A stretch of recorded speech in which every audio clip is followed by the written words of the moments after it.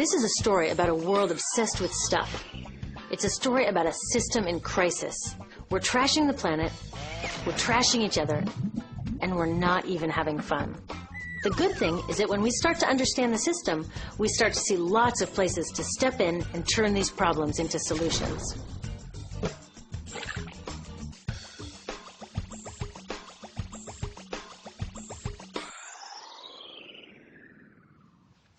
One of the problems with trying to use less stuff is that sometimes we feel like we really need it.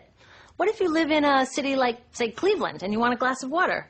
Are you going to take your chances and get it from the city tap? Or should you reach for a bottle of water that comes from the pristine rainforest of Fiji? Well, Fiji brand water thought the answer to this question was obvious, so they built a whole ad campaign around it. It turned out to be one of the dumbest moves in advertising history.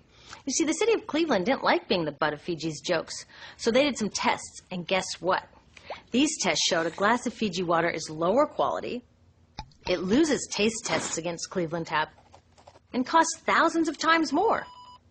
This story is typical of what happens when you test bottled water against tap water. Is it cleaner? Sometimes, sometimes not. In many ways, bottled water is less regulated than tap. Is it tastier? In taste tests across the country, people consistently choose tap over bottled water. These bottled water companies say they're just meeting consumer demand.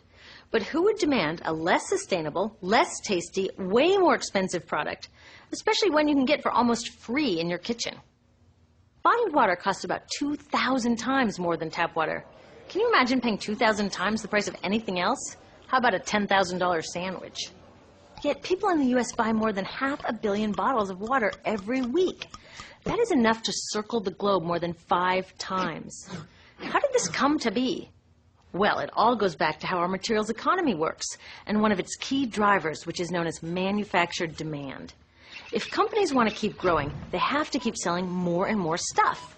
In the 1970s, giant soft drink companies got worried as they saw their growth projections starting to level off. There's only so much soda a person can drink. Plus, it wouldn't be long before people began realizing soda is not that healthy and turned back to, gasp, drinking tap water. Well, the companies found their next big idea in a silly designer product that most people laughed off as a passing yuppie fad. Water is free, people said back then. What will they sell us next? Air? So how do you get people to buy this fringe product? Simple. You manufacture demand. How do you do that? Well, imagine you're in charge of a bottled water company. Since people aren't lining up to trade their hard-earned money for your unnecessary product, you make them feel scared and insecure if they don't have it. And that's exactly what the bottled water industry did.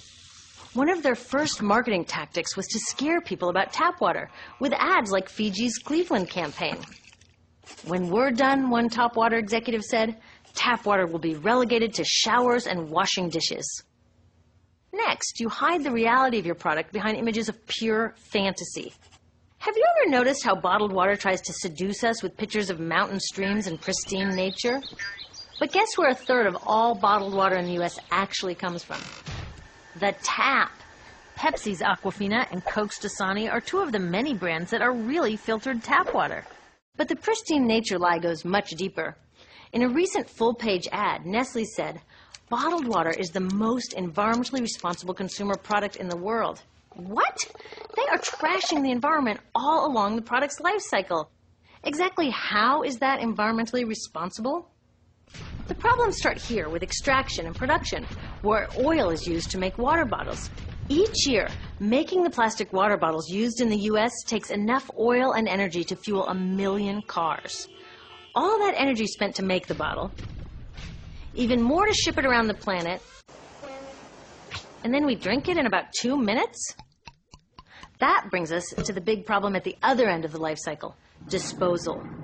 What happens to all these bottles when we're done? 80% end up in landfills, where they will sit for thousands of years, or in incinerators, where they are burned, releasing toxic pollution. The rest gets collected for recycling. I was curious about where the plastic bottles that I put in the recycling bins go. I found out that shiploads were being sent to India, so I went there. I will never forget riding over a hill outside Madras, where I came face to face with a mountain of plastic bottles from California. Now, real recycling would turn these bottles back into bottles.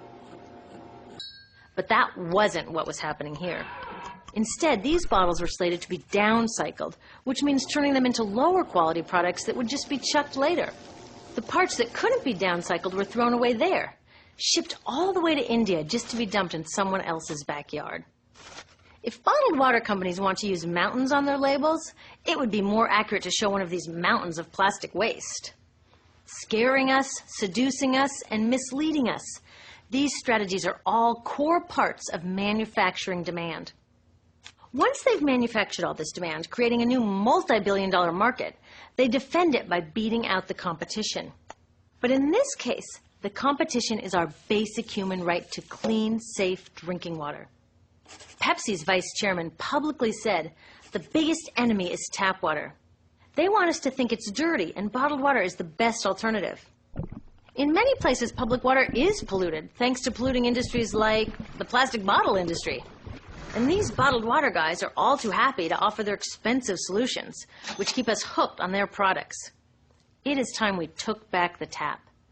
That starts with making a personal commitment to not buy or drink bottled water unless the water in your community is truly unhealthy. Yes, it takes a bit of foresight to grab a reusable bottle on the way out, but I think we can handle it. Then take the next step.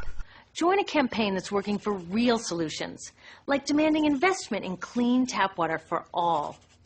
In the U.S., tap water is underfunded by $24 billion, partly because people believe drinking water only comes from a bottle. Around the world, 1 billion people don't have access to clean water right now. Yet cities all over are spending millions of dollars to deal with all the plastic bottles we throw out. What if that money was spent improving our water systems, or better yet, preventing pollution to begin with? There are many more things we can do to solve this problem. Lobby your city officials to bring back drinking fountains. Work to ban the purchase of bottled water by your school, your organization, or entire city. This is a huge opportunity for millions of people to wake up and protect our wallets, our health, and the planet. The good news is it's already started. Bottled water sales have begun to drop while business is booming for safe, refillable water bottles. Yay! Restaurants are proudly serving tap, and people are choosing to pocket the hundreds or thousands of dollars they would otherwise be wasting on bottled water. Carrying bottled water is on its way to being as cool as smoking while pregnant. We know better now. The bottled water industry is getting worried because the jig is up. We are not buying into their manufactured demand anymore. We will choose our own demands, thank you very much, and we're demanding clean, safe water for all.